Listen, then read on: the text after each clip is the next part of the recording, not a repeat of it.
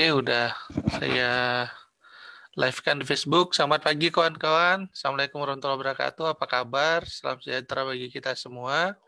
Ketemu lagi kita di Morning Talk Infinity. Ya, hari ini teman-teman, ini ada materi menarik ya. Mungkin saya cerita pengalaman saya dulu ya, sebentar ya. Dulu nih kalimat ini bikin saya bete gitu. Jadi mencintai diri sendiri. Seperti itulah, walaupun materinya bukan itu judul tepatnya, tapi dulu kan saya ikut kayak seminar gitu tentang love yourself ya. Bagi saya itu pernyataan yang sangat egois awalnya. Wah, ini orang nih cinta sama diri sendiri nih. Wah, pokoknya egois lah, gimana lah pokoknya. Bikin ngerasa ini orang yang nggak peduli sama orang lain nih.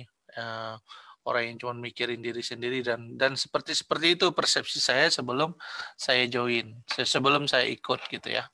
Nah, kebetulan seminarnya hari itu bukan satu materi gitu. Jadi satu di antara 4 materi itu materinya. Jadi mau nggak mau ikut juga gitu. Tapi ternyata setelah dijelasin tuh beda banget dari yang kita pikirkan selama ini. Dan ternyata banyak banget masalah yang terjadi dalam hidup kita itu karena kita tidak mencintai diri kita sendiri gitu. Nah, saya nggak tahu apakah materi hari ini kira-kira akan sama ya atau malah lebih kaya lagi. Tapi apapun itu, apa yang pernah saya dengar tentang materi ini, saya pikir perlu didengarkan oleh teman-teman semuanya. Karena ini bisa benar-benar bisa merubah cara kita memandang diri kita, memandang semuanya, deh. Dan kalau cara pandang kita sudah berubah, saya yakin banyak yang berubah dalam hidup kita. Nah, hari ini kita udah kedatangan Bu Jero yang akan menyampaikan materinya. Ya, untuk tidak berpanjang kata, kita persilakan aja. Silakan ya Bu ya, langsung aja. Siap, terima Oke, siap. kasih. Selamat pagi Pak Edi. Wah, segar sekali hari ini. Hari Selasa, Pak. Banyak Ya, ini kayaknya banyak hoki ya di awal minggu ya. amin, Terima kasih amin. banyak Pak Edi kesempatannya. Salam kenal dan selamat pagi. Salam segar untuk teman-teman semua yang saat ini Morning Talk Infinity. Saya sempat ngintip nih beberapa Pak. Soalnya deg-degan saya diundang ini kan teman-teman hebat semua ini pembelajar semua. Ada teman-teman saya di sini, Pak Edi, ada Bu Ari Utami, ada Suheng, Pak Hengki, itu saya manggil beliau itu Suheng, dan ada teman-teman yang lain juga. Ada Mbak Widi Astari, wah banyak sekali. Pokoknya salam kenal semuanya, selamat pagi. Itu pembukaan dari Pak Edi sebetulnya sudah setengah materinya udah disampaikan karena itu pointersnya itu Pak. Sorry. Tapi yang menarik adalah pernyataan Pak Edi di awal tentang paradigma dan mindset. Karena kita melihat itu sebagai sesuatu yang sederhana, hanya cara pandang gitu loh. Cara pandang mencintai diri sendiri, kemudian itu tampak egois sekali karena tapi ketika kita bedah nanti mudah-mudahan ini adalah perjalanan autentik untuk semua. Saya akan share screen. Mohon izin, Pak Edi, boleh ya? Silakan Bu, silakan. Saya langsung mulai ya. Kita waktunya berapa lama, Pak Edi? Sampai sore Bu. Sampai sore. Seharian penuh ya, Pak ya. Nggak trading nanti, Pak. Iya. Oke, Ya. jadi saya share screen. Saya mulai dari sini.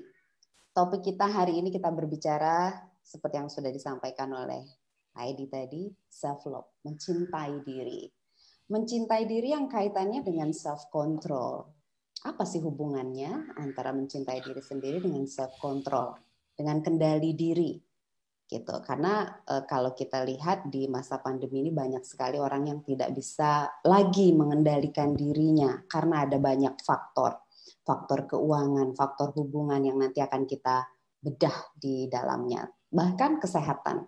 Jadi begitu kesel bawaannya lapar ya udah makan nggak karuan, begitu kesel bawaannya pengen belanja, ngambek sama suami marah-marahnya ke anak. kemudian lagi nggak enakan hati sama mertua, justru ngambeknya sama suami. Jadi ada banyak benturan yang akhirnya itu kalau saya ambil itu karena adanya self control yang bablas. Nah, bagaimana sekarang kita menggunakan self love ini sebagai self control.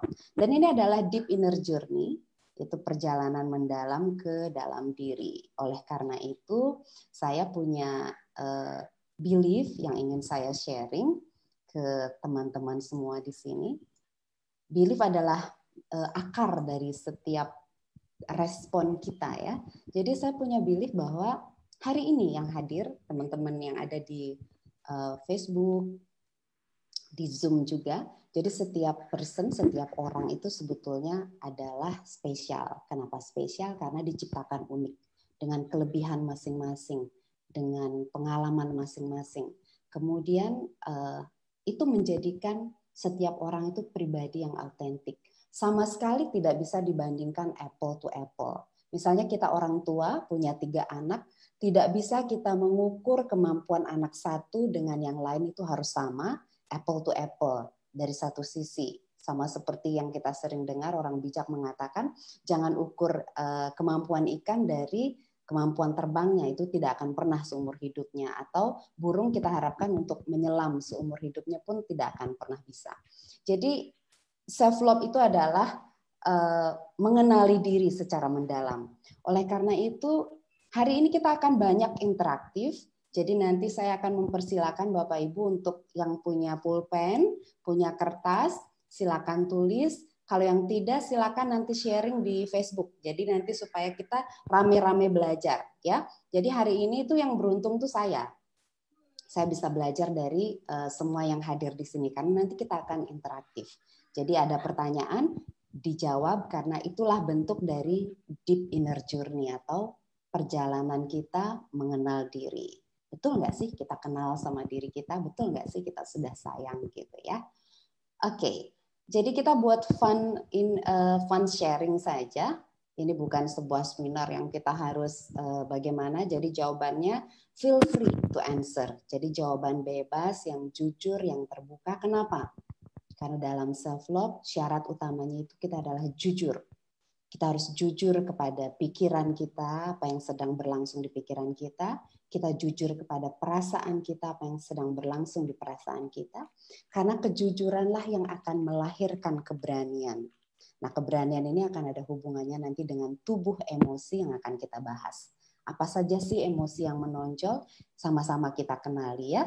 Karena tidak ada orang lain yang mengenali kita sebaik diri kita sendiri. Oleh karena itu, solusi dari setiap masalah, misalnya minggu kemarin trading, lalu dapat hoki banyak, ya. Jadi ketakutan masa lalu untuk misalnya trading dengan jumlah yang lebih besar itu sudah menurun. Tapi misalnya ketika kondisi kita tidak 100% dan kita mengakses tanpa sadar, kita mengakses ingatan masa lalu kita yang tersimpan di pikiran bawah sadar, bahwa kita mungkin pernah trading uang orang ya, bukan uang kita sendiri, dan kita loss, mungkin itu akan menjadi ketakutan yang sedang tidak terjadi, tapi ketakutannya itu masih terasa. Nah, itu terjadi, berlangsung di pikiran kita, sedang kita rasakan, bahkan bisa berpengaruh ke tubuh kita. Dan itu mempengaruhi bukan hanya respon dalam bentuk sikap, tetapi bahkan respon tubuh kita berupa kesehatan kita. Tiba-tiba aja mahnya jadi kambuh. Tiba-tiba aja jadi insomnia. Tiba-tiba aja semua psikosomatis itu muncul. Badannya pegal-pegal di pundak. Karena semua yang ada di tubuh kita memberitahu apa yang sedang berlangsung di emosi kita, di pikiran mental kita. Jadi nanti sama-sama kita akan bedah. Oleh karena itu, siapkan pulpen dan kertasnya, kita akan fun game. Kalau yang tidak bawa, tidak apa-apa, diketik di kolom komentar. Kita akan mulai. Pak Edi, saya lanjut ya. Iya Bu. Lanjut. Oke. Nah, pertanyaan pertama teman-teman ini harus dijawab. Semakin singkat jawabannya, semakin bagus. Kalau boleh ini semuanya jawab di Facebook biar rame nih Facebooknya. Jadi Infinity ini kan luar biasa sekali komunitasnya ya. Nah, kenapa sih self love, self control itu penting? Kenapa materi ini diangkat di komunitas Infinity? Kenapa penting? Jadi menurut teman-teman ini jawaban bebas. Kenapa sih penting? Oke, silakan saya beri waktu beberapa detik. Berikutnya, apa ekspektasi teman-teman hari ini? Supaya apa? Karena saya yakin di Infinity ini hampir setiap hari ada proses pembelajaran. Jadi sudah banyak sekali ilmu yang masuk. Lalu secara spesifik, apa ekspektasinya hari ini? Mau dapat apa dari materi ini? Mau menyelesaikan apa di dalam dirinya? Yang ada kaitannya dengan self-love, self-control, kendali diri. Misalnya, saya kok kalau dengar orang ngebentak saya, kok saya jadi cepat marah ya? Padahal yang dibentak itu sebetulnya ada benarnya yang dia sampaikan. Tapi ketika dia menyampaikan dengan intonasi tinggi, nada tinggi, itu kok ngaruh ke saya, langsung sakit di dada saya. Contohnya seperti itu. Atau tiba-tiba kalau saya ngelihat, misalnya kalau saya ngelihat orang tua marahin anaknya, kok badan saya langsung sakit ya? Kok saya langsung kram ya? Kok langsung kaku? Nah, mungkin ada hal-hal seperti itu. Kalau dihubungkan dengan pekerjaan, mungkin paginya saya sudah bikin agenda. Agendanya udah rapi banget. Pokoknya hari ini saya mau melakukan ini, melakukan ini, melakukan ini. Tiba-tiba dapat telepon. Setelah dapat telepon, mau naruh telepon, tiba-tiba ngecek sosial media, kebablasan.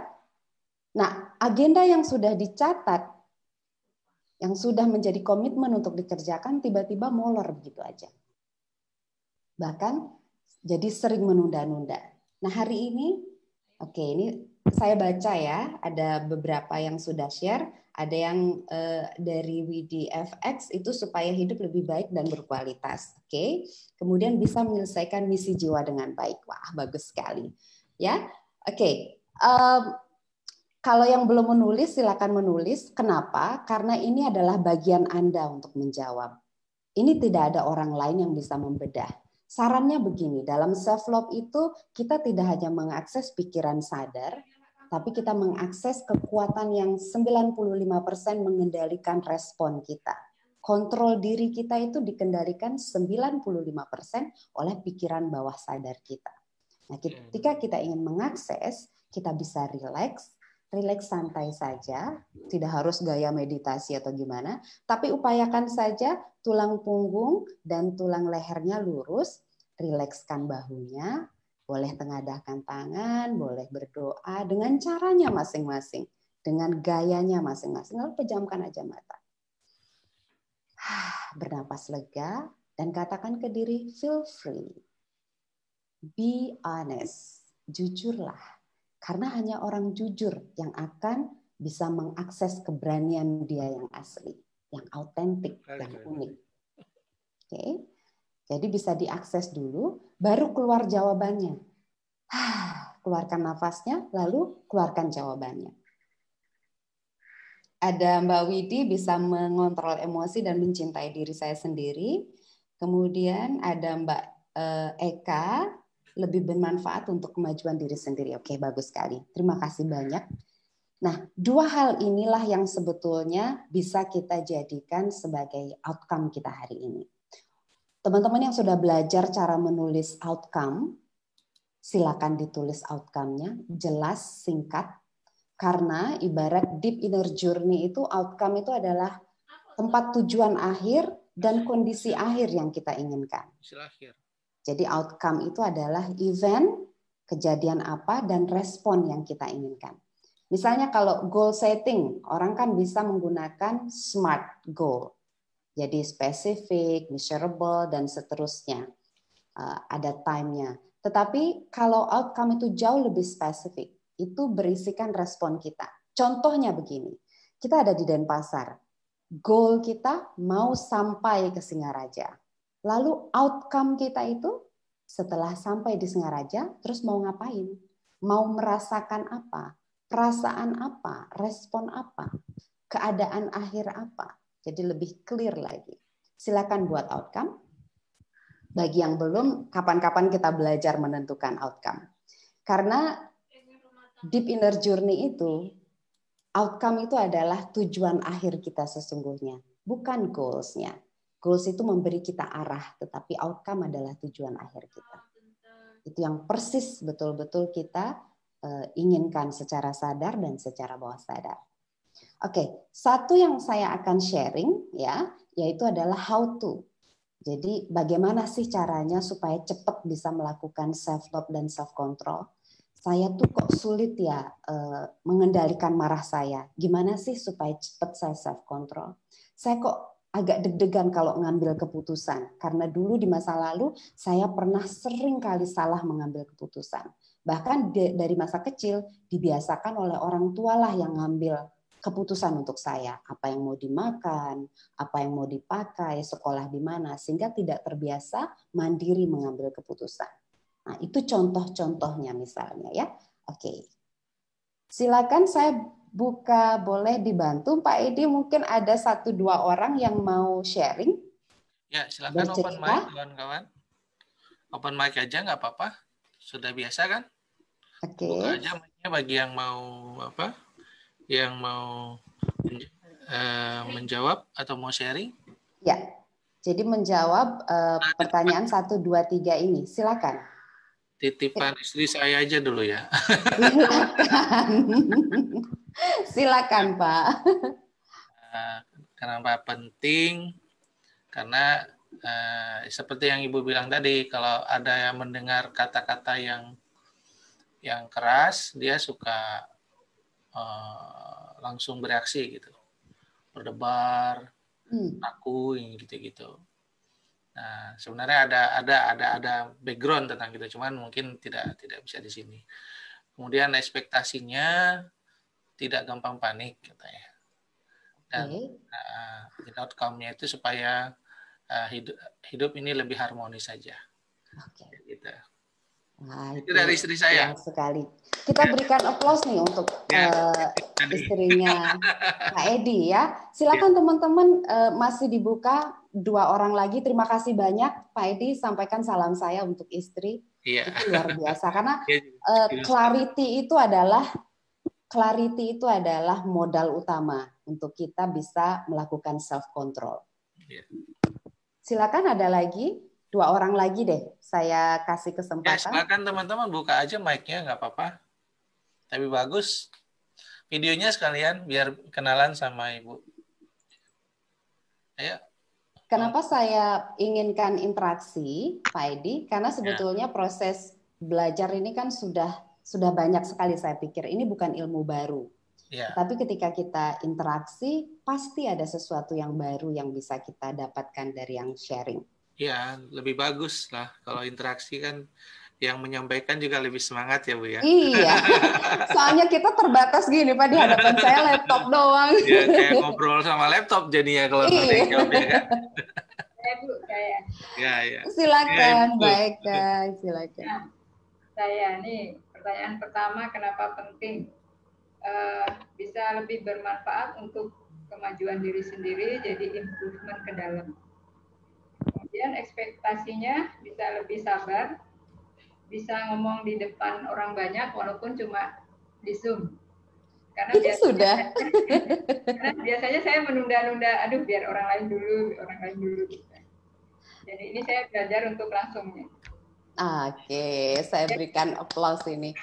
Mbak, satu lagi yang ketiga. Selama ini kan pasti ada isu tentang self control, kendali diri. Selama ini apa yang dilakukan ketika marah banget? Misalnya emosi apa yang intens? Kalau marah-kah, rasa takut kah, apa? Kalau saya lebih ke repress. Oke, repress kan yang ya. marah keluar gitu, tapi marahnya ke dalam. Oke. Nah, biasanya cara mengkontrolnya apa yang dilakukan? Latihan apa yang dilakukan? Saya biasanya kontemplasi. Baik. Nah, itu sudah dijawab teman-teman ya. Itu langsung dijawab, itu sharing pengalaman. Terima kasih banyak Mbak Regina. Satu orang lagi. Saya Ujro. Silakan Bapak. Ini yang saya alami sendiri ya. Mungkin saya akan sharing sedikit. Nah, ini perasaan saya ini memang penting untuk pengendalian diri.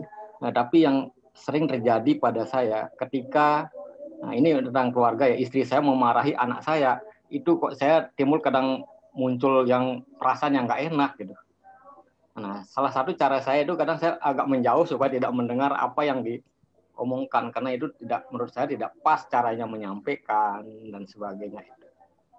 Nah, seperti itu. Bagaimana solusi hal yang terbaik sebenarnya untuk hal-hal yang seperti itu, kita mendengar orang memarahi yang dengan yang tidak nyaman menurut kita dengar tuh gitu.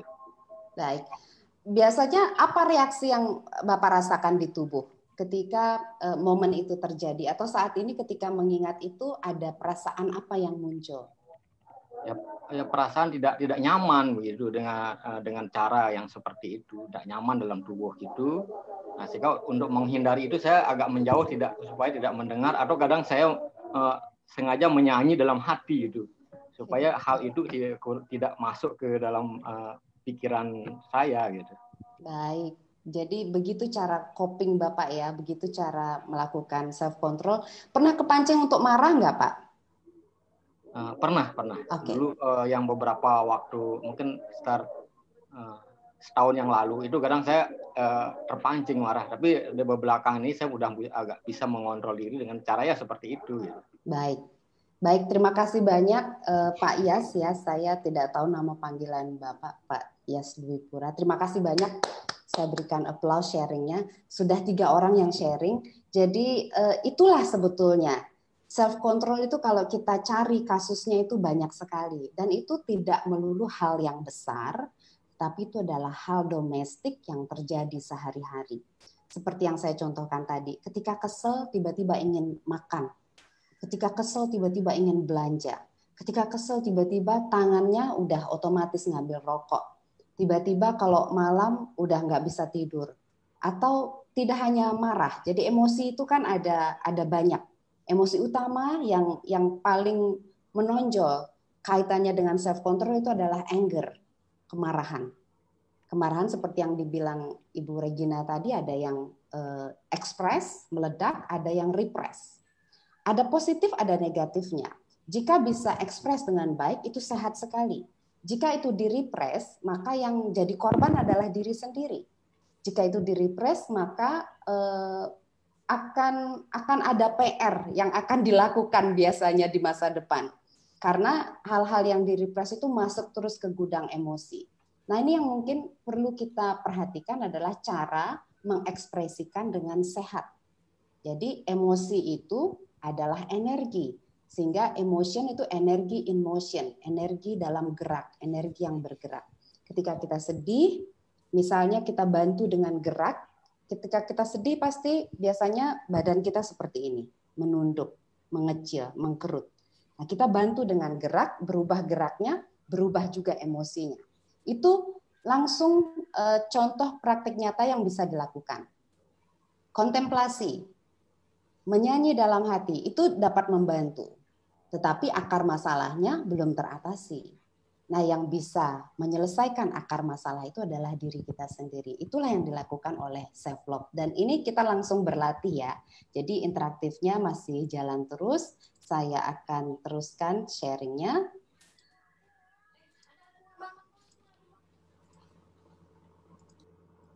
Bapak Ibu lanjut fokus ke diri sendiri. Kenapa? Karena ini kesempatan baik untuk kita mengenali, sebab biasanya performa kita dalam pekerjaan itu tidak jauh-jauh karena hambatan emosi, tidak jauh-jauh karena hambatan kesehatan, dan kesehatan itu tidak hanya fisik, tidak hanya mental, yang paling menonjol itu kesehatan emosi, dan itu berpengaruh ke kesehatan finansial kita juga, karena vibrasi kita akan terasa. Lalu tadi ketika peristiwa-peristiwa tersebut terjadi kepada teman-teman yang lain yang tidak sempat sharing, Di antara dua ini, tadi kita kan memulai dengan fun, ya. Kita ingin ini fun sharing. Tetapi yang muncul itu fun atau justru fear? Atau justru anger? Atau justru tiba-tiba ingat sesuatu yang lain? Tiba-tiba ingat hutang? Atau tiba-tiba ingat apa? Silakan dikenali, ditulis sendiri. Kalau tidak rahasia, boleh di-sharing di kolom komentar. Lalu tiba-tiba proses ini, proses ngobrol dengan diri, itu membosankan atau menarik? Ada curiosity nggak? Ada rasa ingin tahu nggak? Atau boring? Boring, udahlah, paling juga nggak selesai. Biarin aja lah, nanti seiring waktu juga selesai. Atau ingin memaafkan orang lain, sudah berusaha, tapi tetap nggak bisa. Selalu kita ngomong, ya aku sih sudah memaafkan dia. Tapi masih ada greget dalam hati, biar aja Tuhan yang balas. Hal-hal seperti itu kita yang bisa mengenali. Inilah latihan self-awareness sebetulnya, menyadari apa yang sedang berlangsung di dalam diri kita untuk mencari stimulus apa sih yang ada sehingga respon kita sedemikian rupa. Nah, kita akan banyak berbicara tentang respon. Kalau kita berbicara tentang self-control, kita berbicara tentang respon.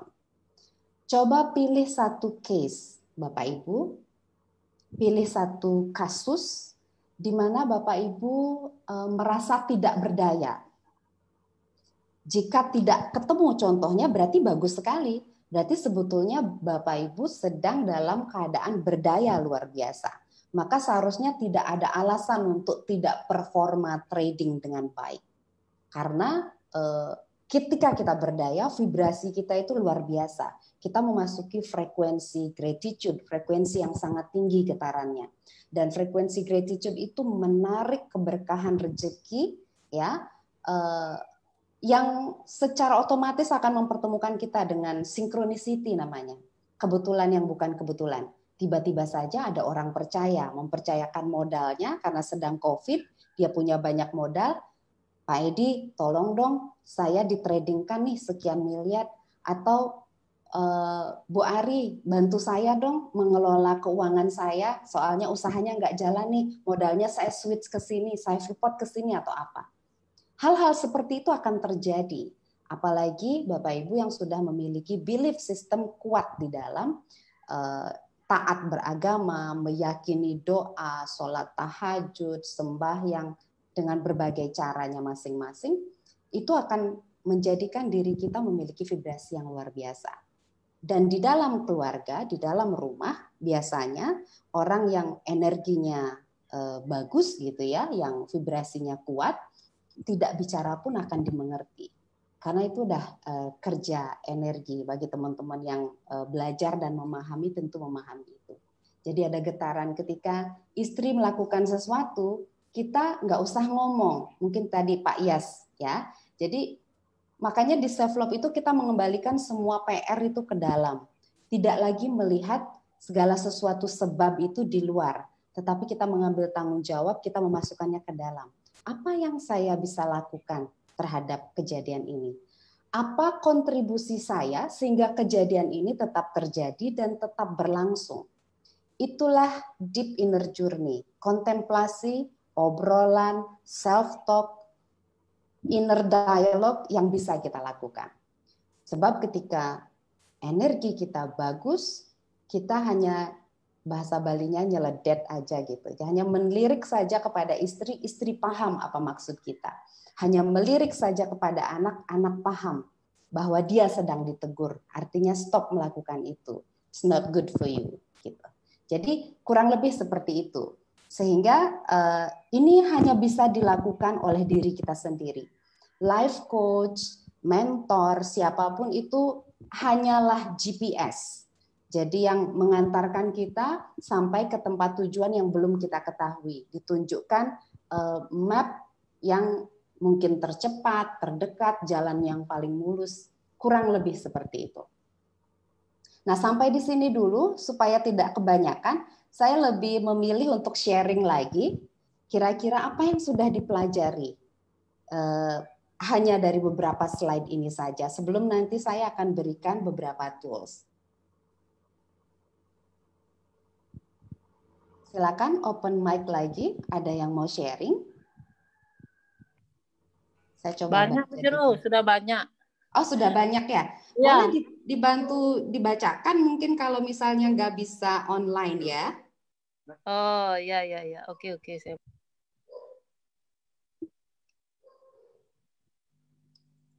Oke, sambil menunggu yang mau sharing. Kalau Jadi, bertanya bisa, Bu Jero, ini ada yang boleh, bertanya. Boleh. Kita langsung. Bagaimana supaya bisa kendalikan emosi dan rasa ragu atau takut? Oke, jadi tadi ada dua emosi yang disampaikan. Jadi mengendalikan emosi, ada ragu dan takut. Yang bertanya Bapak atau Ibu atau Mbak dan Mas? Bapak Doni Sihombing. Oke, Pak, Bapak mesti memilih satu dari dua emosi itu. Karena outcome itu harus jelas. Clarity itu adalah sebuah komitmen yang kita sampaikan ke dalam diri sehingga kita perjalanannya hanya di satu jalan. Jadi coba dipilih. Ragu atau takut? Yang emosinya aja, Bu. Ragu apa takut? Dua itu. Oh, sorry. Ragu deh, Bu, ragu. Ragu ya. Oke. Terima kasih, Bu Jero. Terima kasih banyak, Pak. Jadi ragu biasanya dari klien-klien kami yang datang dan dari pengalaman saya sendiri. Ragu itu karena beberapa faktor, Pak. Tapi ada kita sederhanakan saja. Ragu itu karena kurang pengetahuan. Bapak ragu terhadap A, topiknya A. Coba tambah pengetahuan Bapak tentang A tersebut. Kalau misalnya tidak rahasia, boleh di-sharing ragu apa, Pak? Misalnya, mungkin contoh kecil, mau ragu, hari ini mau makan apa ya? Mau capcay atau mau nasi goreng? Misalnya begitu. Kalau by sample kita lebih mudah, Pak. Kalau tidak rahasia, kalau rahasia jangan di-sharing. Ragu apa, Pak, biasanya? Ragu apa? Di dalam trading ini, Bu. Padahal ilmunya udah banyak dari Bang Edi, saya udah banyak belajar, banyak meniru cara mapping beliau. Sudah hampir mirip lah, cuman kok saya selalu ragu, takut. Akhirnya yang saya takutkan itu yang datang gitu, Bu. Betul, Pak, karena ketakutan itu menciptakan realitanya seperti yang Bapak kreasikan di pikiran. Oke, ini menarik sekali, Pak. Sebelum ragu, beberapa detik sebelum ragu, apa yang Bapak pikirkan? Ketakutan itu kah? Jadi takut nggak nyampe, umpamanya target saya nggak kena. Oke. Gitu. Oke, jadi ada pemikiran dulu, baru ada emosi berupa ragu. Ya. Oke, jadi ada pemikiran. Nah, itu yang terima kasih banyak Pak sharingnya. Teman-teman, ini adalah pelajaran berharga untuk kita semua. Kita mengenali trigger kita, pemicu kita, knobnya kita. Knob yang mana sih ditekan kalau pemikiran itu masuk, ketakutan itu masuk, tiba-tiba kita langsung merasa apa? Ada merasa ragu, mungkin langsung deg-degan di dada, mungkin langsung kaku kram di sini, mungkin perutnya langsung mules. Nah, itu hal-hal contoh. Jadi solusinya Bapak kenali, Bapak nanti berlatih membuat outcome terhadap kondisi takut dan ragu ini. Outcome Bapak apa? Apa yang diinginkan? Nah, cara membuat outcome-nya yang sederhana tuh satu, dibuat dalam kalimat positif. Tidak boleh ada kata tidak, tanpa kata jangan, tanpa kata bukan. Kalimat positif, straight to the point. Lalu itu dilakukan oleh diri kita. Tidak membutuhkan orang lain untuk bisa melakukan outcome tersebut. Jadi pelaku utamanya adalah kita. Yang ketiga, ekologis. Jadi good untuk diri kita, good untuk orang lain, good untuk banyak orang, tidak melanggar hukum. Jadi 3 itu saja pegangannya. Jadi Bapak coba nanti membuat outcome, setelah itu gali ingatan, gali apa yang dipikirkan, lalu emosi apa yang muncul. Kira-kira gimana Pak?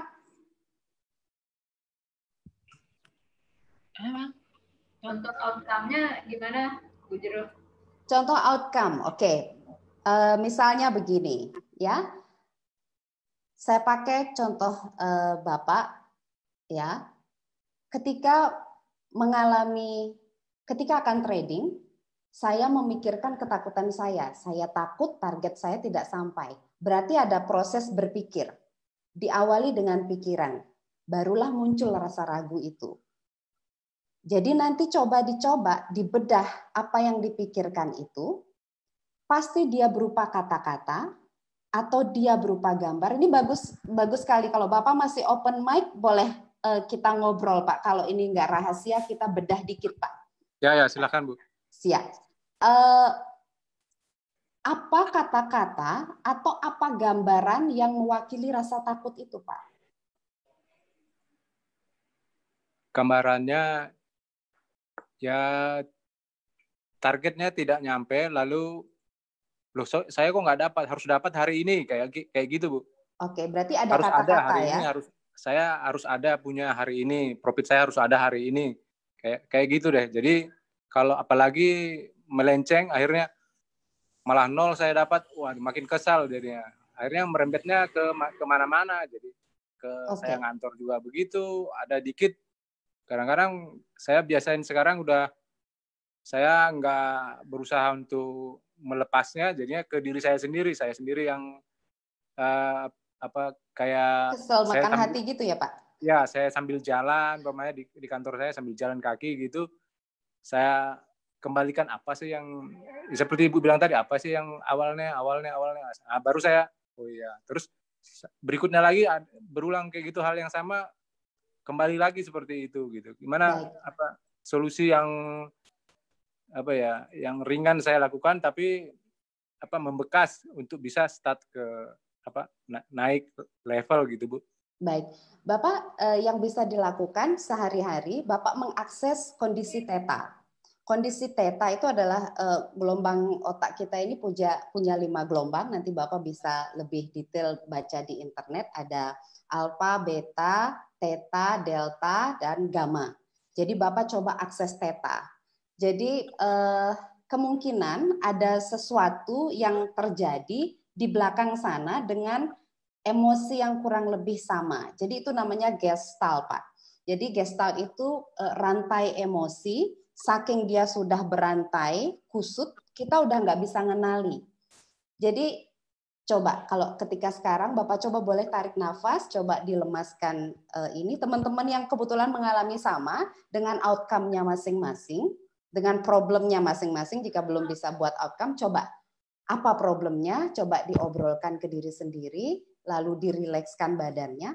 Ini kita melakukan koneksi antara body, mind, dan spirit kita. Tarik nafas. Tarik lagi nafas lebih dalam lagi, Pak. Lebih seksama, boleh sambil pejamkan mata.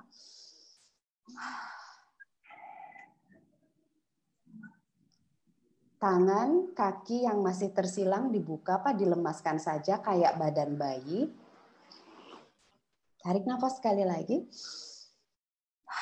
Lalu pejamkan matanya. Lalu amati tubuh Bapak. Di mana jika rasa takut itu bisa nempel, di mana dia nempel? Di bagian apa, Pak? Jadi langsung direspon aja, di bagian mana?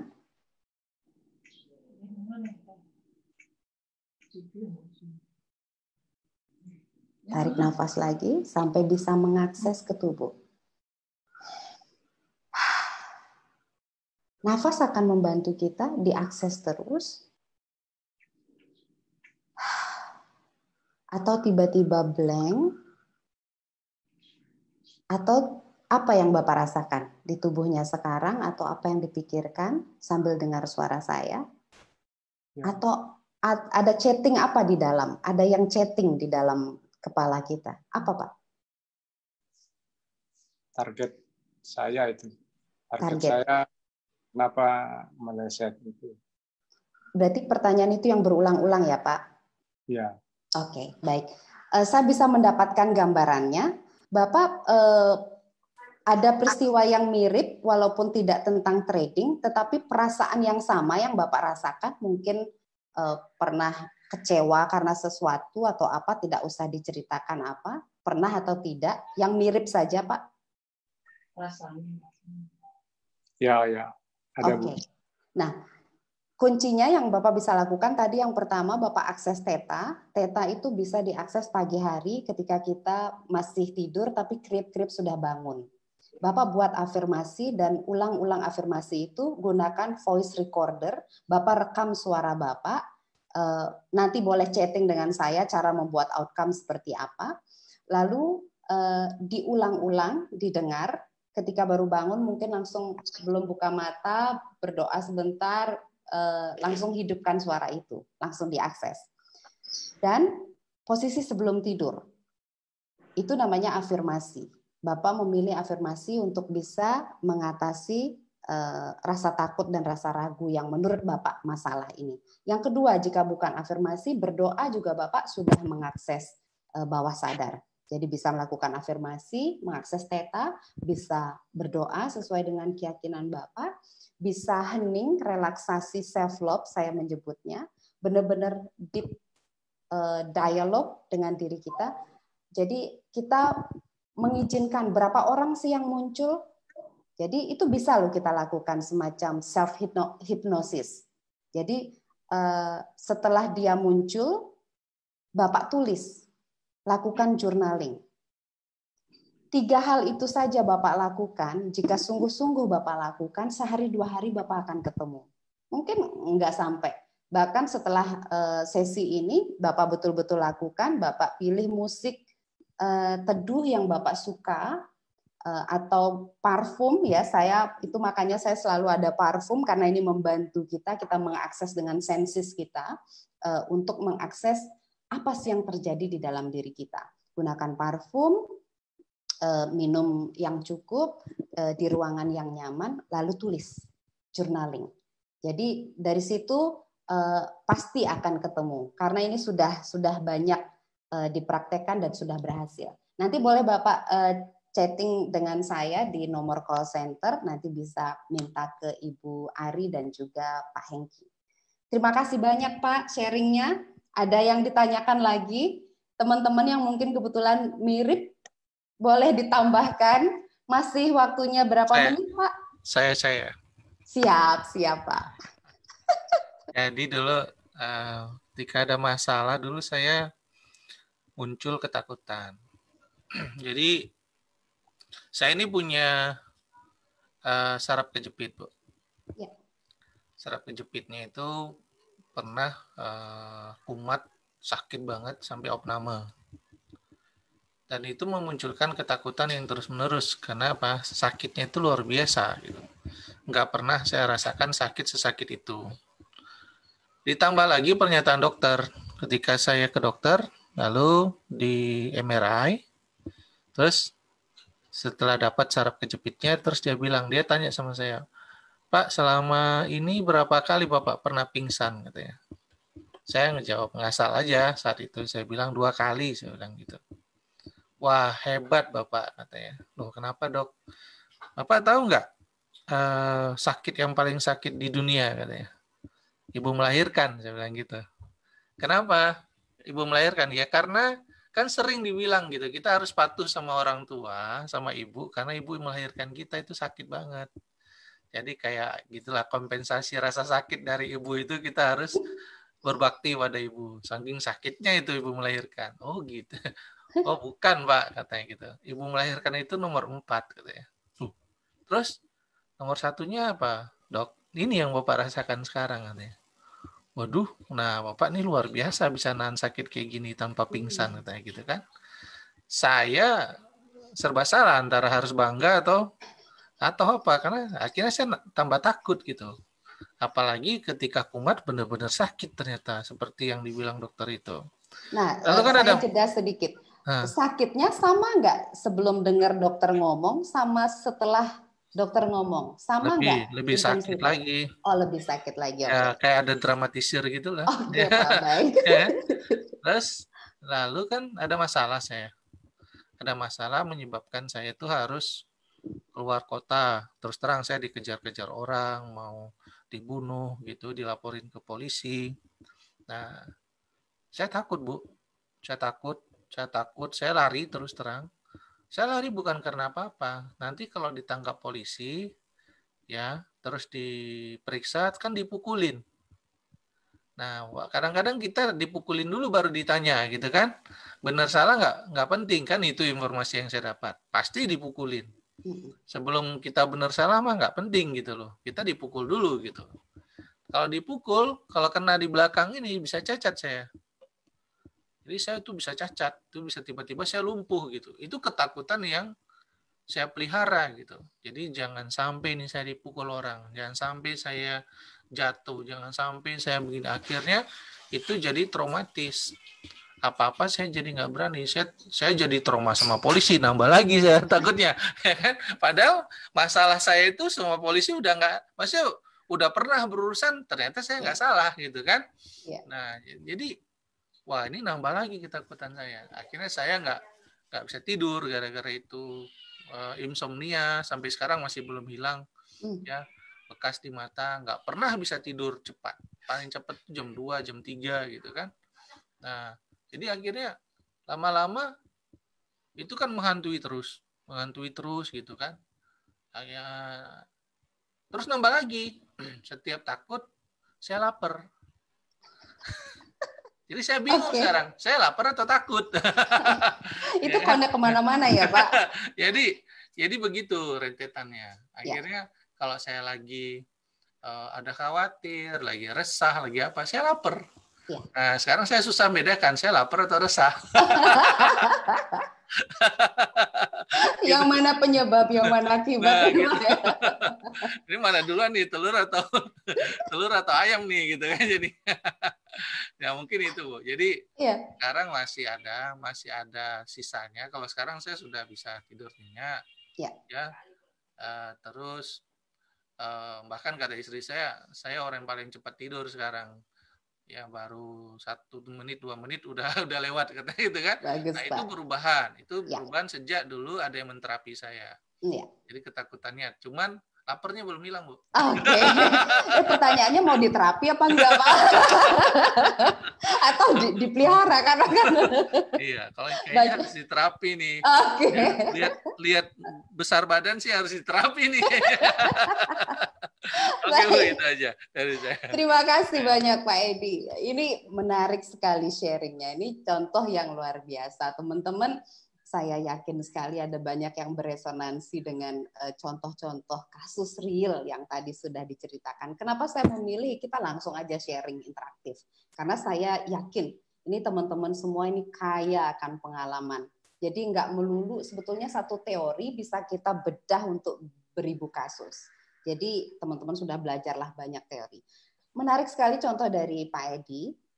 Saya tadi sempat menyebutkan sedikit Gestalt, itu adalah lingkaran rantai emosi, persis seperti yang sudah dijelaskan Pak Edi. Contohnya, Bapak tadi kan bicara tentang rasa takut. Saya pakai ini deh contoh. Rasa takut yang pertama terjadi, misalnya tahun berapa Pak ketika saraf kejepit itu? Udah 12 tahun lebih. 12 tahun yang lalu, ya. Sebelum dokter berkata sesuatu, jadi sebelum ada informasi yang masuk, sebelum sensis kita bekerja melalui pendengaran kita, informasinya kata-katanya melalui pendengaran. Biasanya kita dalam self-love kita melakukan self-assessment. Kita mempelajari diri kita ini orang tipe pembelajar apa? Tipe pembelajar visual, tipe pembelajar auditori, atau tipe pembelajar kinestetik. Nah, itu akan membuat kita lebih peka. Kalau misalnya tipe visual, apa-apa pasti gambar yang muncul dulu. Atau yang visual auditori, gambar plus suara. Nah, dramatisnya di dalam, itu tuh makin lagi. Permasalahan dalam bentuk apapun, sering dia imajiner. Tidak real. Ketika dokter mengatakan, wah ini Bapak hebat sekali, sampai nggak pingsan. Biasanya kalau orang lain mungkin udah pingsan. Betapa sakitnya. Jadi jika Bapak adalah auditori, kata-katanya itu udah langsung mempengaruhi. Jika Bapak auditory visual, maka dari kata-kata itu akan muncul imajinasi. Wah, berarti kayak gitu ya. Contohnya tadi ketika digebukin oleh polisi itu, nah itu kita bisa melihat. Yang kinestetik itu bisa langsung terasa ke badannya. Jadi ngomongin ketakutannya langsung ada sesek di sini. Ngomongin ketakutannya langsung ada rasa kram, langsung ada rasa kaku, atau langsung tiba-tiba lapar. Jadi sudah ke tubuh dia koneksinya. Dalam Gestalt itu kita berusaha untuk memecah rantainya satu persatu. Oh, ini kejadian 12 tahun yang lalu, jumlah ketakutannya anggaplah nilainya 10. Lalu seminggu yang lalu ada ketakutan yang mirip-mirip. Takut misalnya kunci mobilnya ketinggalan di dalam mobil, di contoh kecil.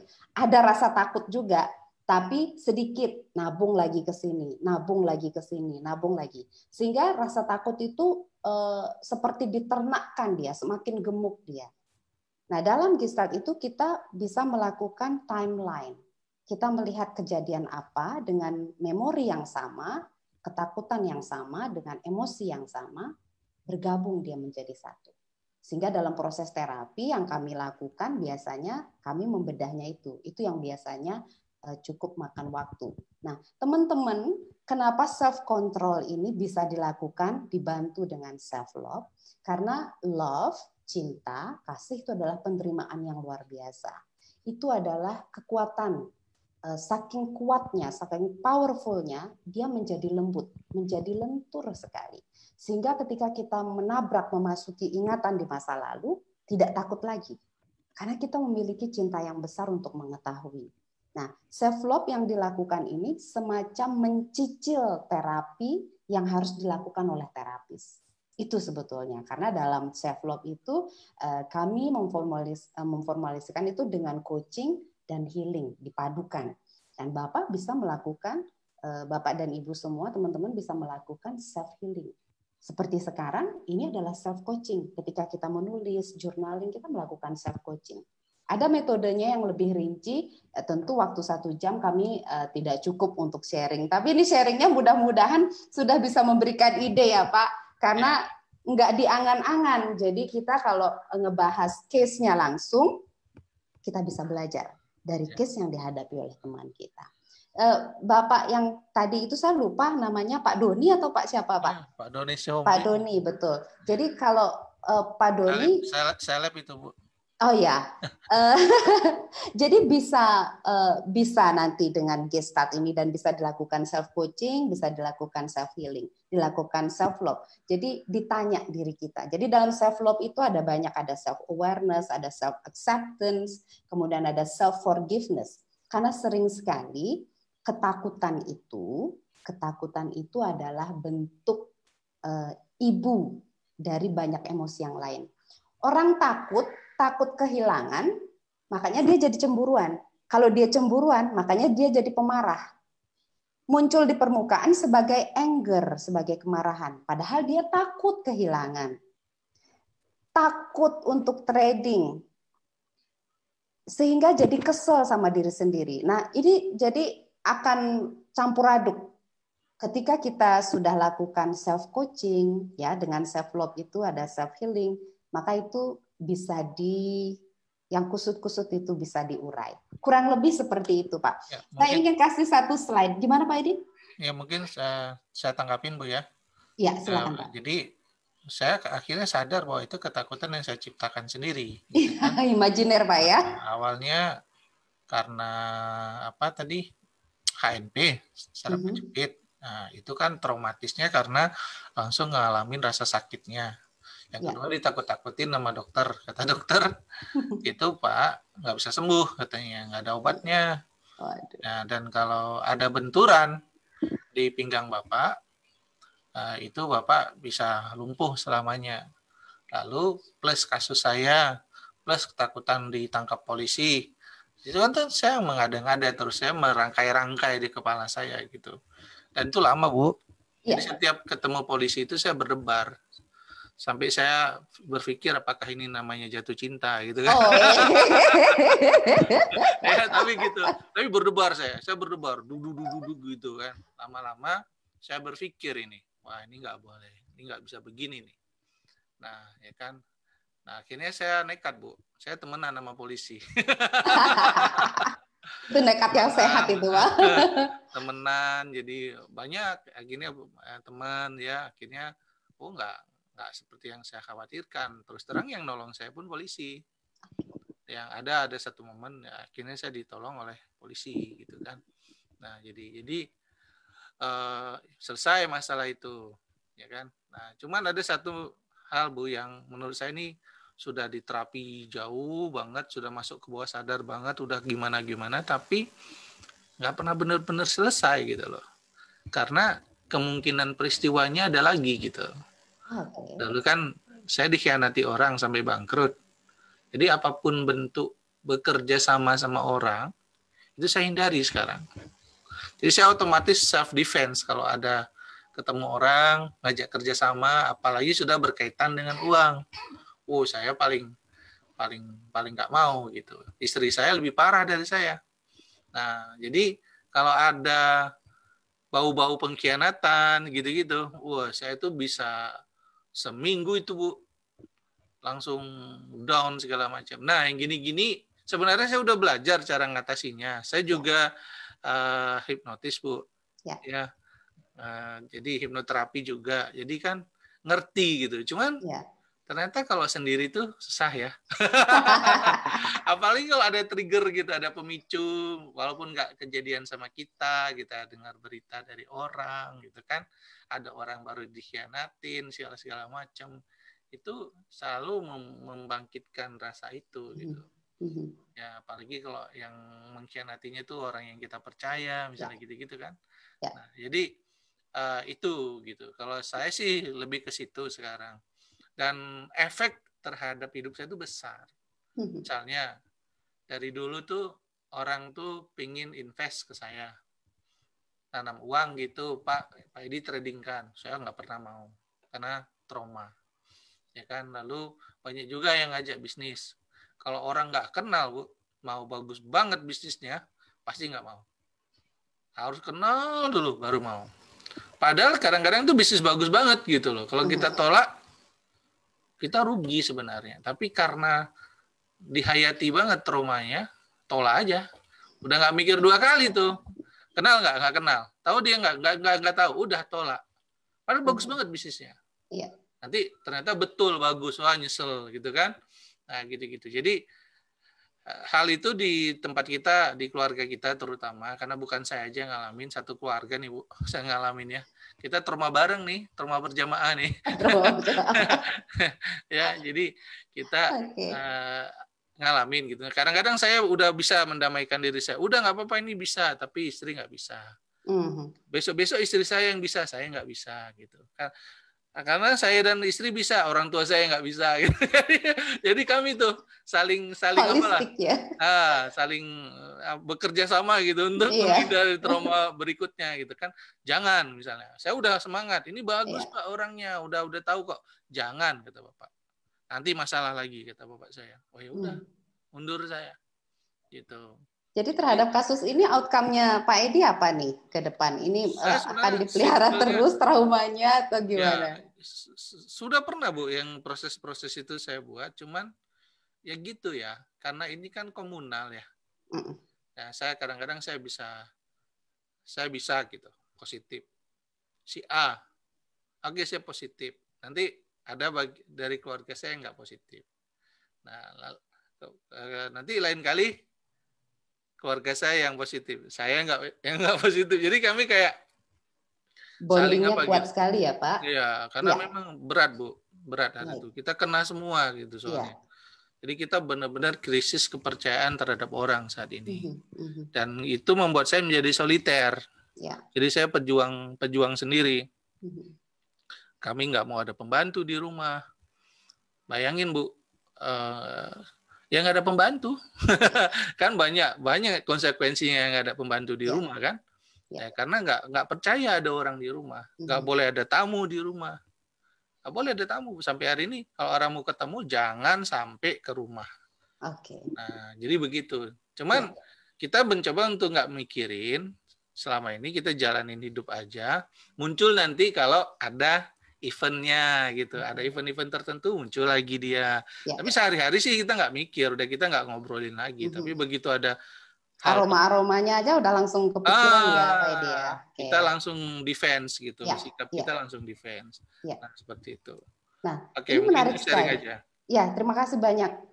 Ini teman-teman yang mendengar pasti belajar banyak dari yang di-sharingkan oleh Pak Edi, dan pasti sudah sering ya contoh-contoh kasus yang real yang kita hadapi, terutama terkait dengan trauma masa lalu. Nah, pertanyaannya, kenapa sih susah sekali menangani trauma masa lalu? Secara pengetahuan, secara logika, secara analisa, kita tahu bahwa trauma itu akan baik sekali jika bisa kita atasi, jika bisa kita selesaikan. Nah, saya punya satu, bukan quotes ya, setiap masalah sebetulnya ketika dia masih muda, masih ukurannya kecil, itu semakin cepat diselesaikan, itu semakin baik. Tetapi tidak dialihkan. Nah, kita akan masuk ke slide satu lagi. Tidak dialihkan, karena ketika kita mengalihkan, masalahnya nggak selesai. Memang kasusnya berakhir. Tanda-tandanya, gejala-gejalanya berakhir, tapi masalah nggak selesai. Kita hanya nabung waktu, nanti suatu saat ke depan, jika ada trigger yang sama, akan ada kemungkinan dia meledak dengan ledakan yang lebih besar. Itu yang dikatakan oleh Carl Gustav Jung, bahwa sebuah emosi dia tidak pernah mati, dia hanya terkubur hidup-hidup, dan suatu saat dia bisa jadi bangkit jika ada triggernya, dan dia akan bangkit dengan wajah yang lebih seram lagi. Kenapa seram? Sebetulnya nggak seram karena kita tidak lagi mampu mengenali, sudah bercampur gitu. Jadi self love itu membantu kita mengatasi sedikit demi sedikit, kita cicil sedikit demi sedikit. Saya yakin Pak Edi akan bisa masuk ke self hypnosis, lakukan deep contemplation, itu pasti bisa Pak. Sekarang tinggal belief Bapak. Belief yang mengatakan bahwa ternyata susah ya Bu Jero untuk masuk ke self hypnosis, padahal saya certified hipnoterapi. Nah, karena ada belief, jadi kan respon kita tidak hanya dipengaruhi oleh trauma, event, tetapi belief sistem kita.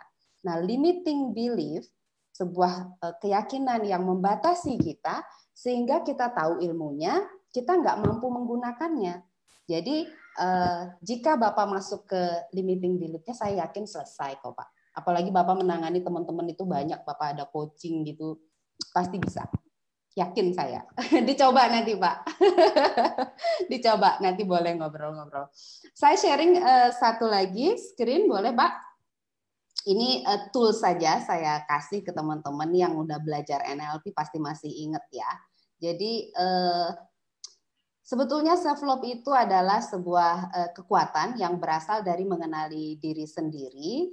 Karena kita udah kenal, makanya kita mudah paham sama diri kita sendiri. Kalau sudah paham, kita tahu kelemahan kita tahu kekuatan kita tahu di mana kita kadang-kadang mangkir dari komitmen kita sendiri. Nah, kalau kita mangkir, yang kecewa itu sebenarnya diri kita sendiri, kecewa sama dirinya sendiri. Nah, kadang kecewa itu diproyeksikan ke orang lain.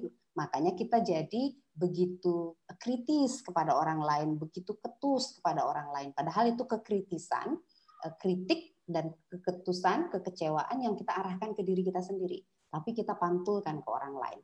Itu makanya kita bisa melihat bagaimana sikap orang lain memperlakukan orang-orang dekatnya, itu sebetulnya sikap dia kepada dirinya sendiri. Itu satu kata kunci. Nah, sikap yang seperti apa sih? Nah, self love itu membantu kita mengubah. Karena yang paling abadi itu adalah perubahan. Mengubah. Nah, blaming, kebiasaan untuk menyalahkan keadaan di luar, keadaan sekitar, orang lain, apapun, keadaan masa lalu, ketakutan akan masa depan, atau peristiwa yang sedang berlangsung. Nah, kebiasaan menyalahkan, kebiasaan memunculkan alasan. Oh, saya nggak bisa trading hari ini karena anak saya sakit. Saya nggak bisa trading karena banyak upacara. Saya nggak bisa ikut training karena selalu ada alasan untuk membenarkan ketidakbisaannya. Nah, itu adalah excuses, bukan reason. Kalau reason itu adalah alasan yang memotivasi sebagai inner drive kita untuk bergerak, mencapai sesuatu. Nah, excusing ini akan berakhir dengan denial. Biasanya jadi ngeyel, kita jadi susah belajar. Kita ikut ilmunya, ikut trainingnya, tapi nggak mau menerapkan. Nggak usah deh, paling nggak berhasil. Apa gitu. Kita banyak menolak diri kita. Nah, kita mengubah itu dengan self love, kita cicil, kita menjadi orang yang ora. Ora itu ownership. Kita taking the ownership. Emosiku, akulah ownernya, aku tuannya. Responku, akulah ownernya. Traumaku, akulah ownernya. Aku mau apa ini? Kan kita owner. Kita mau selesaikan bisa, berarti kita ubah belief system kita. Kita mau selesaikan shadow kita belum sempat bicara shadow. Shadow itu adalah bayangan hitam kita, hal-hal yang tidak kita suka dari diri kita, tetapi justru terjadi karena justru menarik dia law of attraction ya. Nah, itu nanti kapan-kapan kita ngobrol. Kemudian kalau kita sudah mengambil ownership, kita akan bisa bertanggung jawab, responsible terhadap respon kita. Jadi kita tidak lagi melihat bahwa sebab itu ada di luar, sebab itu ada di dalam. Dunia ini adalah cermin. Jadi apa yang kita lihat, jika dunia ini terasa menyebalkan, berarti sebenarnya kita sedang melihat diri kita yang menyebalkan. Jika kita sedang jatuh cinta, kan seluruh dunia terasa berbunga-bunga. Karena sesungguhnya dunia adalah cermin. Dan terakhir, akhirnya kita bisa jadi pribadi yang accountable. Pribadi yang bisa kita andalkan. Kalau kita sudah bisa mengandalkan diri kita, akan muncul self-worthiness. Kita akan merasa, aku layak sukses karena aku sudah berjuang.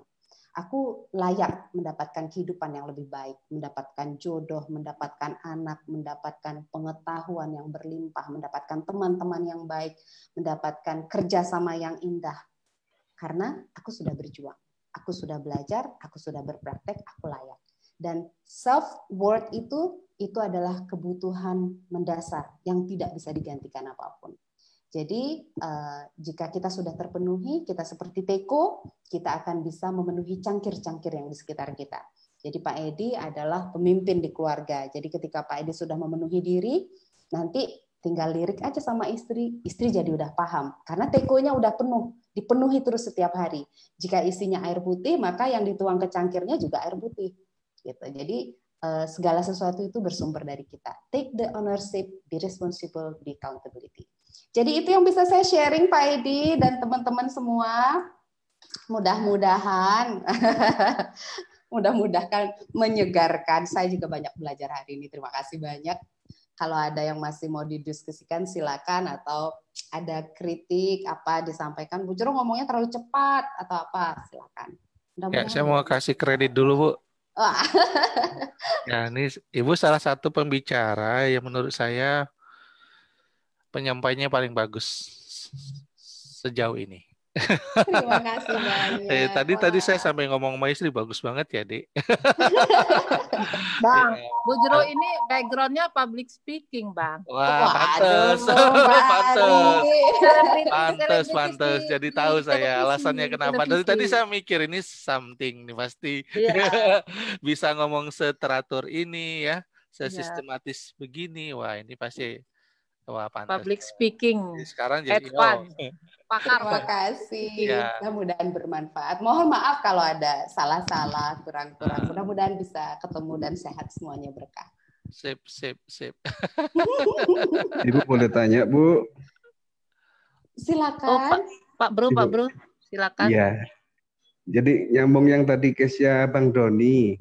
Tadi kan kalau kita disuruh relaksasi, nafas, lah ternyata ada satu bagian tubuh yang menjadi sakit atau menjadi kaku gitu. Itu impact dari yang mana ya, Bu? Jadi misalnya tadi kita tadi ketemu di punggung sama leher jadi kaku, bahkan nolnya aja nggak bisa. Rasa sakit tarik gitu. Iya, saya dengan Bapak siapa ini nggak muncul wajahnya di kamera saya. Dengan Ivan, Ibu. Pak Ivan, terima kasih banyak Pak Ivan sharingnya.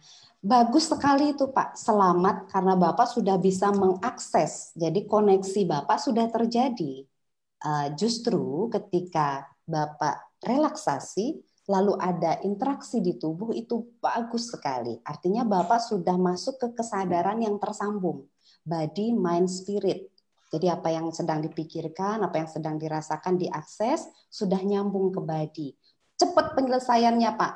kalau sudah seperti ini. Nah, pertanyaan Bapak tadi, apakah karena proses itu besar kemungkinan iya, tetapi itu diakses justru dia sudah memunculkan dirinya.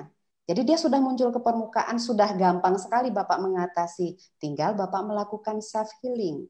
Self-healing, nafasnya lebih lembut lagi. Kalau Bapak meyakini kekuatan doa, Bapak bisa membaca doa yang mendukung proses penyembuhan itu.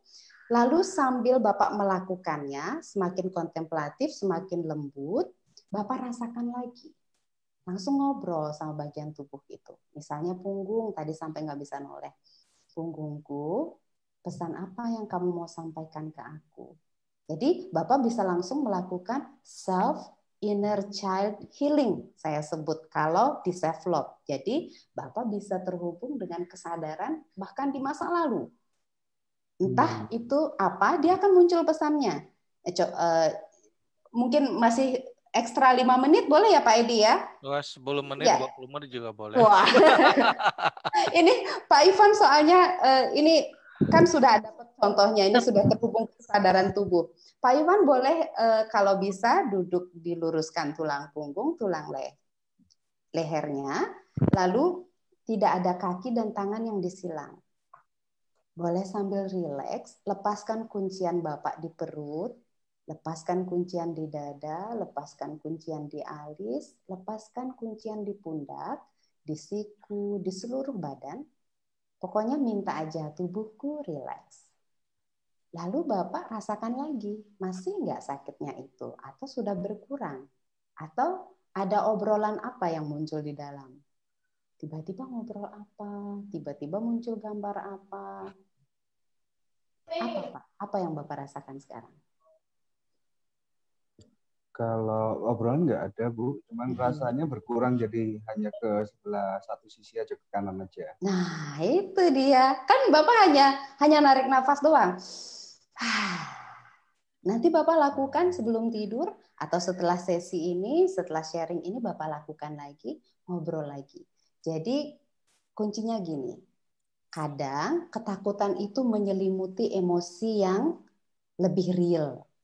Ketika kita merasa, aduh pundakku sakit, aduh gak bisa noleh. Nah, udah ketakutannya yang membungkus. Padahal kalau kita tembus ketakutan itu, kita bisa ketemu jawabannya. Kuncinya seperti itu, Pak. Jadi mesti jujur supaya berani. Jadi Bapak jujur sama apa yang dirasakan. Jujur sama apa yang dipikirkan. Kan jujurnya sama diri sendiri. Bisa jadi Bapak ingat seseorang. Bisa jadi ingat sama tanggung jawab. Aduh, harus transfer nih ke orang tua, misalnya udah lama nggak kirim, contohnya gitu. Tiba-tiba begitu, karena sering begitu. Kalau di pundak dan di sini itu kaitannya dengan tanggung jawab. Kalau di area perut dan dada itu biasanya rasa sakit yang belum terlampiaskan, rasa kecewa mendalam, kehilangan. Pernah ada mungkin anjingnya di masa kecil atau kucingnya di masa kecil itu diambil orang atau ketabrak mobil gitu, jadi sedih. Padahal itu masa kecil. Kadang-kadang seperti itu. Jadi sekarang sudah berkurang ya Pak? Berkurang Bu. Paham. Jadi kalau lebih ke tanggung jawab ya. Arahnya kalau di situ. Iya. Kira-kira ini nggak Pak? Ada koneksinya nggak? Ada Bu. Ada ya. Wah, terima kasih banyak Pak Ivan. Mudah-mudahan ini. Terima kasih banyak. Silakan Pak Edi. Mantap. Saya di perut Bu, lapar. Semakin tetap.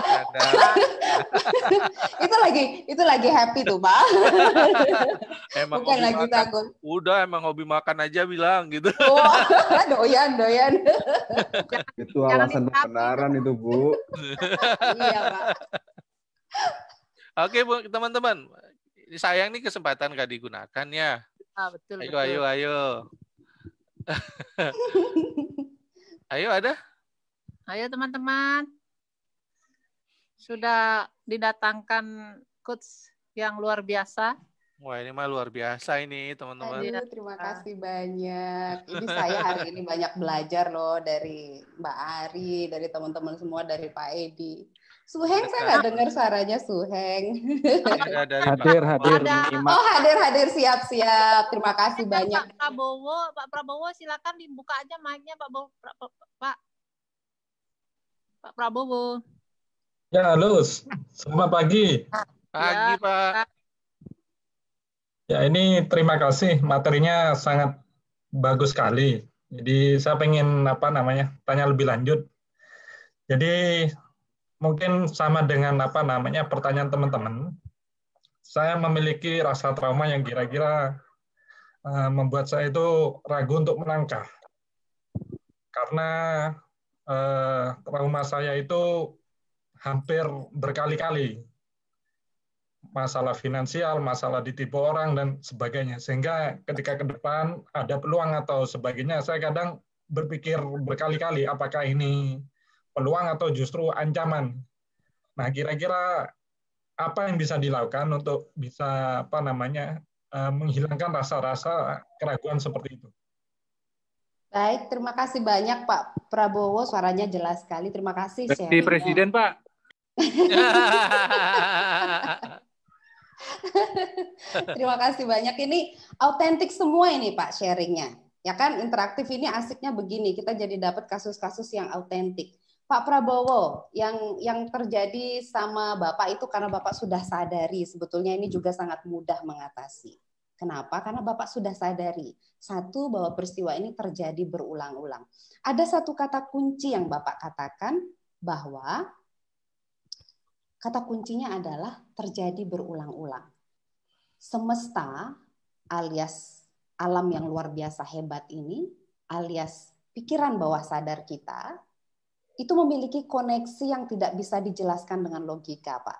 Koneksi itu yang saya sebut sebagai bonding energy. Dia punya caranya untuk menyapa pikiran sadar kita. Diberikanlah synchronicity, kebetulan yang bukan kebetulan, berupa peristiwa yang mirip dan peristiwa yang sama terjadi berulang-ulang sampai kita mengambil pesan dan maknanya. Kalau Bapak boleh mengingat, tidak usah disampaikan jika itu rahasia, pilih 2 atau 3 peristiwa yang sama, Pak. Lalu Bapak hubungkan sekarang, ini dengan proses kognitif. Bapak renungkan, dari peristiwa yang sama, saya rugi itu. Saya merasakan apa? Jadi 2 hal itu, saya rugi apa, dirugikan apa, saya merasa apa. Ada penyesalan nggak? Atau ada kekecewaan nggak? Yang diarahkan ke diri sendiri sebetulnya. Kecewa kepada orang lain pasti. Karena kepercayaan yang disalahgunakan itu menjadi hurt dia, menjadi sakit, bukan hanya kecewa. Lalu coba Bapak hubungkan ketiganya. Cari satu pesannya yang sama, Pak. Ketemu nggak pesan yang sama, Pak? Dari 3 contoh kejadian yang mirip atau sama. Kekecewaan, Bu. Kekecewaan. Oke, Bapak boleh rileks sekarang, boleh duduk, ya, santai, sama seperti tadi, mengakses kesadaran tubuh, self awareness itu, self love itu serileks itu aja santai. Tarik nafas Bapak. Ada beberapa orang yang sulit masuk ketika matanya kebuka, Bapak boleh tutup mata, Bapak boleh bernapas. Jika nafas lembut kok jadi kesel gitu, coba pakai nafas yang keras justru. Tarik nafas, gitu. Jadi ini tergantung intensitas. Ya, jika ada yang bisa masuk dengan cara lembut, ada yang harus masuk dengan cara yang justru harus dihentak. Coba Bapak masuk.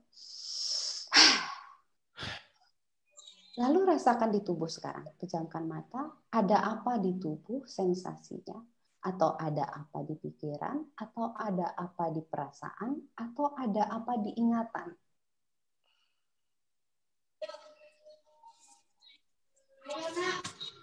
Apa yang sedang berlangsung di Bapak sekarang? Pundak sama perut saya agak nyeri. Oke, bagus sekali. Tetap pejamkan mata, Pak. Jadi dilembutkan. Coba ibarat Bapak sedang meniup perut Bapak sendiri dan pundaknya, ditiup aja, diyakini aja, katakan sama tubuhnya. Bapak boleh panggil nama kecil Bapak. Siapa nama kecilnya Bapak Prabowo? Banyak sekali. Pilih salah satu yang paling tiba-tiba muncul. Panggil dengan nama itu, Pak. Masuk ke inner child, self healing. Ini supaya teman-teman yang lain juga bisa melakukan. Tarik nafas, lalu panggil nama kecilnya. Lalu bilang, diriku sayang. Nggak apa-apa, Pak. Agak gombal dikit sama diri. Diriku sayang. Panggil nama kecilnya. Relax. Aku paham. Ada pesan apa yang ingin kamu sampaikan. Jadi tidak berharap untuk langsung mendengar pesan balik dari tubuh kita. Izinkan aja, tetap pejamkan mata, tetap aja bilang, aku sayang sama kamu. Maafin aku ya. Coba panggil berulang-ulang. Jadi kalau rasa-rasanya kok tiba-tiba ada rasa apa gitu berubah, itu diizinkan aja, Pak. Dalam self love itu kita mengalir kayak air. Gitu. Jadi nanti akan ketemu muaranya. Tarik nafas lagi, Pak.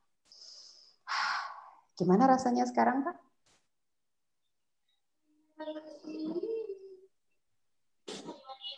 Masih belum ketemu sepertinya ini. Belum ketemu, oke. Jadi karena Bapak sudah masuk ke pikiran sadar ya, jadi agak butuh waktu. Mungkin nanti ketika Bapak sendiri, Bapak coba akses, lakukan latihan self love relaksasi hanya dengan rileks badan. Jika Bapak bisa terlentang, jika memungkinkan terlentang sekarang, coba sambil dengar suara saya, Bapak boleh letakkan telapak tangan kanannya di dada, lalu telapak tangan kirinya di pusar. Rileks aja, Bapak kayak nyayangin diri, kayak meluk diri aja. Lalu biarkan obrolan apa yang muncul, tiba-tiba gambaran, dan panggil ulang-ulang nama kecilnya Bapak. Tiba-tiba rasanya kok ingin kesel, kok apapun nggak apa-apa. Kan nggak mungkin Bapak ngamuk sendiri juga di rumah, karena kan nggak deep banget gitu. Ada beberapa yang kalau deep itu bisa justru berini, karena kalau tidak di framing. Jadi itu bisa Bapak lakukan, ditarik nafas aja Pak, diniatkan aja bahwa tubuhnya sedang menyampaikan pesan, tarik nafas dan keluarkan saja nafasnya, tarik nafas, keluarkan. Jadi jangkar utama kita adalah nafas kita. Jadi Pak Prabowo nanti bisa diulang-ulang panggil namanya. Mudah-mudahan nanti bisa diatasi sendiri, Pak. Ya. Sambil self journaling juga. Terima kasih banyak Pak Prabowo sharingnya. Terima kasih Pak Edi. Terima kasih Bu. Siap. Oke, luar biasa kawan-kawan ya. Siapa yang merasa hari ini oke saya tanya hari ini materinya keren atau keren banget ya. Ini pertanyaan standar saya ini. Yuk kata keren atau keren banget, ayo. Keren banget Bang, keren banget. Terima kasih. Ditindaklanjuti ya, Bang, ditindaklanjuti. Keren bingit. Keren bingit, terima kasih. Ya, mudah-mudahan apapun yang telah tersampaikan ini bisa menjadi masukan ya untuk kita semua, jadi bahan renungan juga. Dan tadi ada beberapa metodologi yang sudah disampaikan untuk mungkin kita bisa melakukan self healing atau self hypnosis ya. Mungkin kalau self hypnosis mungkin lebih perlu tindak lanjut. Terus terlatih ya Pak. Ya gitu, tapi luar biasa kawan-kawan. Ada bahasa yang menarik dari awal-awal percakapan tadi, dan itu sering saya lakukan adalah your motion, ya, your emotion depend on your motion. Jadi emosi kamu tergantung dari gerakan kamu gitu loh. Jadi kalau kita kan sering ya, kalau kita lagi down atau apa, nah salah satu cara yang efektif itu kita bergerak gitu. Ada gerakan-gerakannya mungkin tadi saya keluar kayaknya bagian itu tadi. Ngambil aqua tadi. Jadi saya nggak lihat apa gerakan-gerakannya, tapi ini bermanfaat sekali. Terima kasih Bu Jero ya. Terima kasih banyak. Terima kasih banyak dan Pak nanti Edi. kalau saya kembali bisa ketemu ya. Siap Pak Edi. Kalau berkenan saya boleh sharing satu video durasi 2 menit Pak Edi sebelum ditutup. 30 menit aja Bu, nggak apa-apa. Kasihan Bapak soalnya udah lapar. Udah ditunggu sama Ibu. Siap. Siap, saya sharing ini video penutup teman-teman supaya makin berani, karena kalau jujur itu memang rasanya aneh, tapi kita belajar dari sana.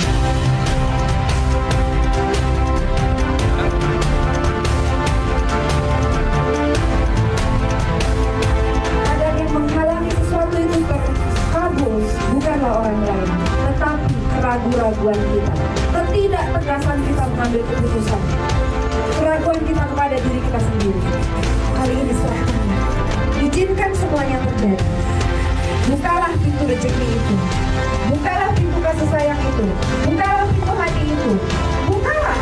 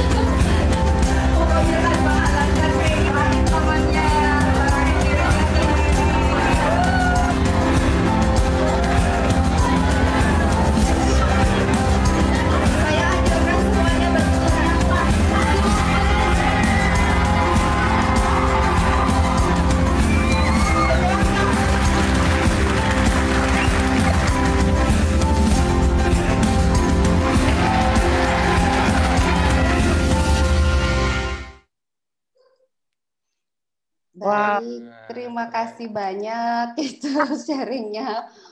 Sebagai penutup Pak Edi, jadi tadi kita banyak belajar, saya pribadi personal terima kasih banyak sama Pak Edi dan kepada Suheng yang me-WA saya. Jadi berkat Suheng saya jadi kenal sama Pak Edi nih, sama teman-teman. Terima kasih Bang Yengki ya. Terima kasih banyak. Sama-sama. Ya, jadi doa mudah-mudahan happy, mudah-mudahan healthy, mudah-mudahan wealthy untuk kita semua. Dan satu quotes terakhir, hati-hati dengan fokus kita, hati-hati dengan informasi yang masuk. Trauma itu bukan sesuatu yang mustahil untuk diselesaikan, tapi bisa diselesaikan, dicicil dengan self-love, self-coaching, self-healing, dan itu bisa dilakukan sendiri di rumah. Jadi, energi flows where focus goes. Hati-hati kepada fokus kita. Kalau fokus kepada masalah, yang datang akan lebih banyak masalah. Kalau fokus pada solusi, kepada self-love, yang datang adalah banyak cinta dari alam semesta dengan berbagai bentuknya. Terima kasih dari saya, Pak Edi, sebagai penutup. Mbak Ari, mohon maaf kalau ada kurang-kurang. Ada plus-plus ini. Nah, keren nih. Iya. Kak Utami, Terima udah kasih, Bu. trader belum Kak Utami? Ya, Bu Jero belum kayaknya. Ini dah Bang yang membuat saya sangat sangat yakin kalau gathering Infinity di Bali ini, karena saya punya source yang luar biasa kan Bang. Iya. Saya udah terang ya. Saya udah kebayang nih kalau ke Bali ini seru banget nih kayaknya. Iya. Ketemu Mesti cepet guru-gurunya ini nih. Pak Edi ke Bali. Guru-guru keren, luar biasa.